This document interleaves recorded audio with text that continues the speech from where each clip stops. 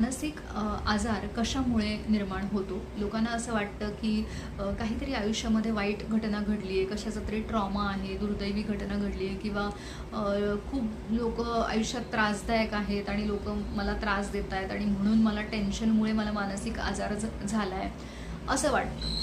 आता ह्याच्यामध्ये खरं सांगायचं तर तथ्य नाही आहे. म्हणजे मानसिक आजार हा कधीही, कुठल्याही वयात आणि कुठल्याही कारणाशिवाय होऊ शकतो.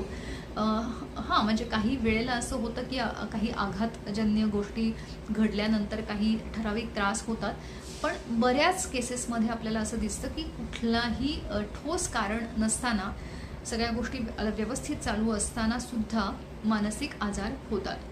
मग त्याच्यामध्ये अनुवंशिकतेचा काही भाग असतो. आपल्या लाईफस्टाईल चेंजेसमुळे स्ट्रेस खूप लवकर घेतला जातो, त्या गोष्टी होतात.